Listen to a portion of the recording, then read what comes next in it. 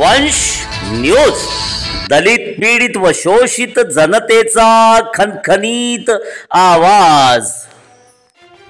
भारतीय स्वातंत्र्य दिनाच्या 78व्या वर्धापन दिनी आज नागपूर जिल्ह्यातील कोराडी येथे वीरांगना राणी अवंतीबाई तालुका क्रीडा संकुलचे उद्घाटन राज्याचे उपमुख्यमंत्री देवेंद्र फडणवीस यांच्या हस्ते करण्यात आले। यावेळी कोराडी ग्रामपंचायततर्फे दिव्यांगांना निधी वाटप तसेच महादुला नगरपंचायततर्फे पट्टे वाटप व प्रधानमंत्री आवास योजनेअंतर्गत लाभार्थ्यांना निधी वाटप उपमुख्यमंत्री देवेंद्र फडणवीस यांच्या हस्ते करण्यात आले।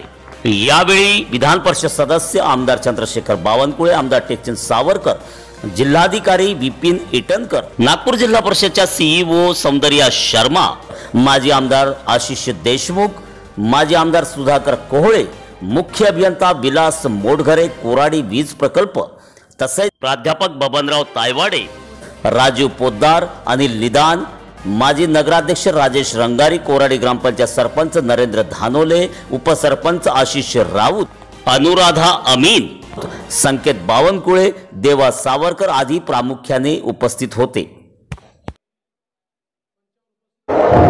भारत माता की, भारत माता की, वंदे वंदे वंदे।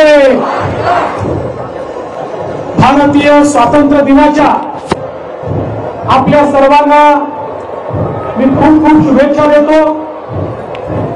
मंचावर उपस्थित असलेले आपले महाराष्ट्राचे अध्यक्ष चंद्रशेखर बावनकुळेजी, टेकचंद सावरकरजी, सुधाकरराव कोहळेजी, बबनराव तायवाडेजी, डॉक्टर राजीव पोद्दारजी, अनिल निधानजी, राजेश वंजारीजी, अनुराधाताई अमीन, नरेंद्रजी धानोले, आपले जिल्हाधिकारी विपिन इटनकरजी, सीओ सौंदर्या शर्मा, मंचावरील सर्व मान्यवर आणि या ठिकाणी वीरांगना राणी अवंतीबाई तालुका क्रीडा संकुल कोराडी या क्रीडा संकुलाच्या उद्घाटन प्रसंगी आणि तिरंगे यात्रेमध्ये सम्मिलित होण्याकरता उपस्थित असलेल्या माझ्या सर्व माता भगिनी आणि विशेषतः युवा मित्रांनो, आज अतिशय आनंदाची गोष्ट आहे की आपण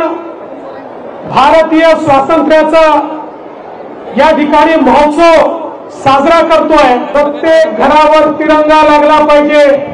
तिरंगा आमची आन बान आणि शान आहे। या तिरंग्याकरता आमचे सैनिक त्या ठिकाणी बलिदान देतात। या तिरंग्याची शान कमी होऊ नये म्हणून कित्येक लोक त्या ठिकाणी खऱ्या अर्थानं धारातीर्थी पडतात, पण तिरंगा खाली जाऊ देत नाही। आणि म्हणून अशा तिरंग्याचा सन्मान राहिला पाहिजे। जो तिरंगा आमची आन बान आणि स्वाभिमान आहे, त्या तिरंग्याकरता आम्ही देखील त्या ठिकाणी कटिबद्ध असलो पाहिजे। म्हणूनच ही तिरंगा यात्रा या ठिकाणी आपण काढली आणि मला विश्वास आहे हा तिरंगा आपल्याला एकच सांगतो, या देशामध्ये भारतरत्न डॉक्टर बाबासाहेब आंबेडकरांनी आपल्याला लोकशाही दिली। ही लोकशाही इतकी मजबूत आहे, आजूबाजूच्या देशांमध्ये लोकशाही सातत्याने पायाखाली तुडवली जाते, पण भारताची लोकशाही मजबूत आहे कारण भारताला एक मजबूत संविधान आहे आणि भारताचा तिरंगा झेंडा हा आपल्या सर्वांची आन बान आणि शान आहे। आणि म्हणून या तिरंग्याच्या साक्षीनं आपल्याला आपले अधिकार तर माहिती असले पाहिजे, पण त्यासोबत आपले कर्तव्य देखील माहिती असले पाहिजे। केवळ अधिकार सांगून चालत नाही, माझ्या देशाकरता, माझ्या मातेकरता मी काय करीन हे देखील आपल्याला माहिती असलं पाहिजे आणि तोही संकल्प आपला असला पाहिजे। आज अतिशय आनंदाची गोष्ट आहे, इतका सुंदर तालुका क्रीडा संकुल वीरांगना राणी अवंतीबाईंच्या नावाने या ठिकाणी आपण त्याचं उद्घाटन करतोय।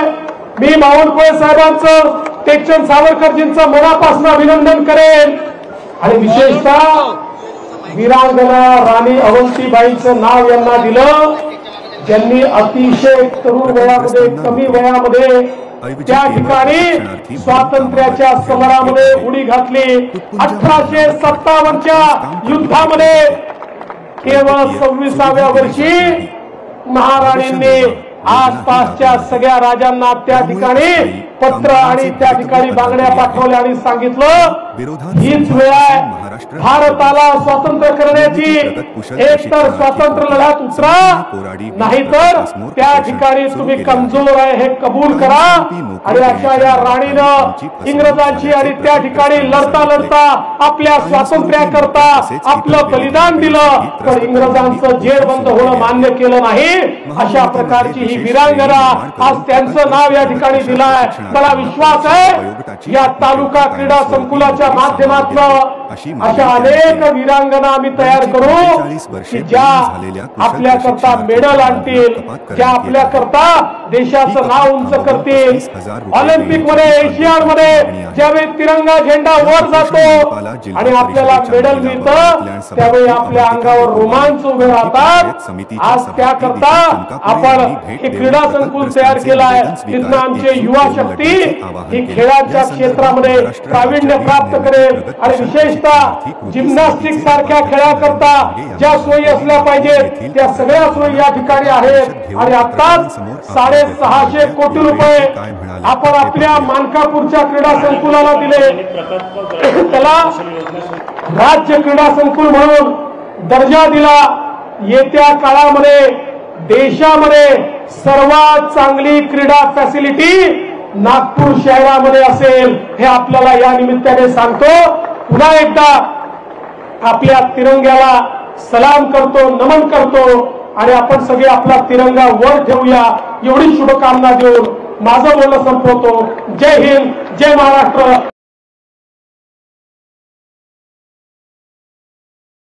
आमचा व्हिडिओ जास्तीत जास्त लाईक करा, शेअर करा आणि आमचे YouTube चॅनल सबस्क्राईब करा।